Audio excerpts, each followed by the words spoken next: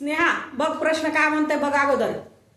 दसा दसे दर साल दर शेकडा 10 दराने 3 वर्षाचे 10,000 रुपयाचे सरळ व्याज किती. मग आपण काय केले तिथं सरळ व्याजाचं सूत्र लिहिले. काय म्हणतं सरळ व्याजाचं सूत्र? मुद्दल गुणिले दर गुणिले काळ भागविले 100. मग आता काय करायचं आपल्याला पुढं? मुद्दल हा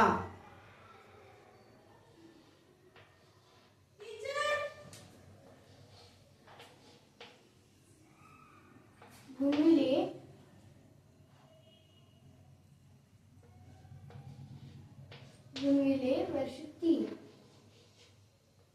भागिले 100.